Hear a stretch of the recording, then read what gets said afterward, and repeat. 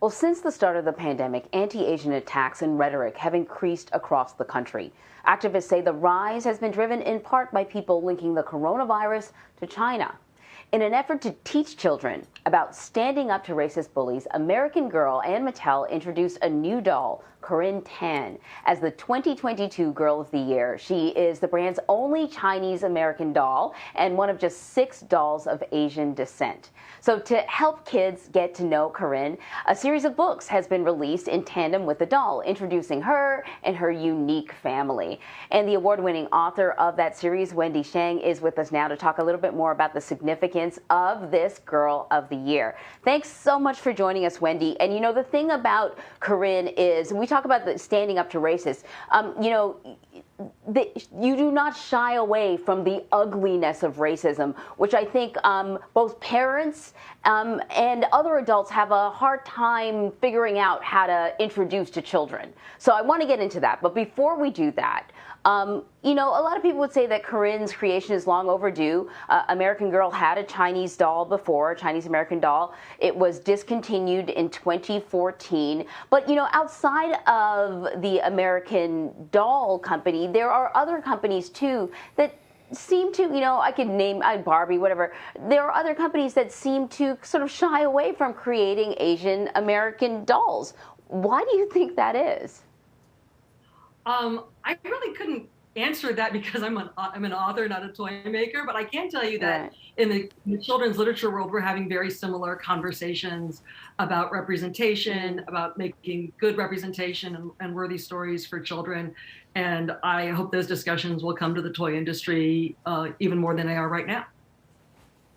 So in your work with American Girl, have you had any conversations about their approach or their goals in promoting inclusion and equitable reach of dolls across all races? I had not had that conversation. They had reached out to me wanting to have a Chinese American doll. I did know their reputation as a company that had worked very hard toward making dolls of all kinds, of all backgrounds, and making them accessible to children of all backgrounds. And I think I was just really delighted to be part of that, to become part of that legacy. I want to know a little bit about your thought process in writing these books around her.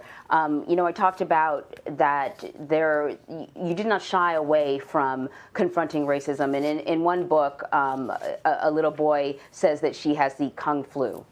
Ugly, ugly thing to say. I wonder if you wrestled with just how, I don't know, sort of naked or ugly or the type of racism that she should have to confront. And, you know, knowing that there's, you know, chances are there are children who are going to read this book that maybe have never had an experience like this before. And so you were introducing a concept to kids that maybe their parents would be uncomfortable with. Well, unfortunately, you know, there's no age minimum on when children of color confront racism. I remember being bullied when I was in kindergarten because of being Chinese. And so it wasn't a hard wrestle for me to talk about these issues. When American Girl approached me, it was just a few months after the shootings in Atlanta. They were still, you know, very fresh and raw in our minds. And, you know, I was thinking about the children who are the recipients of those comments. And, you know, it's that idea that some books are mirrors and some doors are windows. And I think at that point I was thinking more of the children who needed to find strength in our books and to say your experiences matter and we see you and we're here to support you. You know, Wendy, I love that this is such a big part of what you're trying to do here. And we sort of mentioned it as we were introducing you, that in recent years, Asian Americans have experienced a level of violence that we haven't seen, at least it hasn't been reported as much as violence against other minorities in this country recently, but it's not new. And I think that that's something that people sometimes don't realize, that we're talking about it now, but we can go way back to the Chinese Exclusion Act of 1882 to see that violence has been perpetrated on Asian Americans and Asian immigrants in this country for decades. Perhaps now we're talking about it a little bit more, but I look at what happened to a peer and a friend, a reporter, Michelle Lee, who you probably have heard about this. She was just mentioning, she was on a morning show talking about the foods that she eats in her family to welcome the new year, and somebody, a viewer, left a voicemail for her saying that she was being too Asian. And I just think that that is, so when you hear stuff like that, and when you say to people, or, I think the message was just she was, being very Asian in her comments. What does that say to you, and how does that infuse your writing and what you're trying to accomplish here?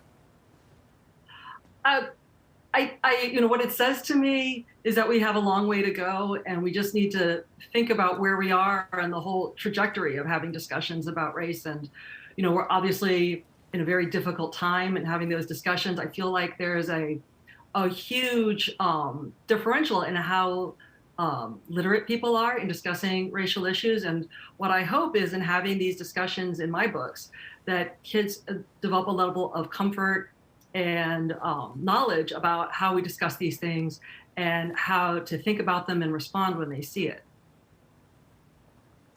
Wendy, she's also from a blended family, which I thought was really interesting. I'm wondering just sort of how much free reign American Doll gave you. Did they give you kind of like points of a bio, or did you were you able to kind of flesh out this kind of full, well-rounded individual? She also has a dog, I think, and there's like adventure and all that other stuff that goes with the American Girl doll. But I thought these other things were really, really interesting, and I'm wondering how much of that was you. Clearly, what we've been talking about is you, and how much of that came from the company.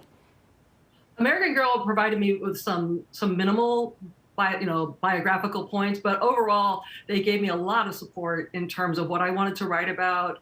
They really said, you have free reign.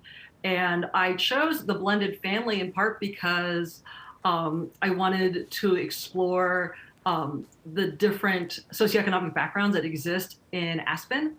And also because, when I learned that, 41% of children live with a blended family, it was very important to me that they see themselves represented, and that they see, that any struggles or thoughts or concerns that they have are reflected in this book as well. It's wonderful. Wendy Shang, thank you very much for joining us and sharing this. This is so great. Thank you so much for having me.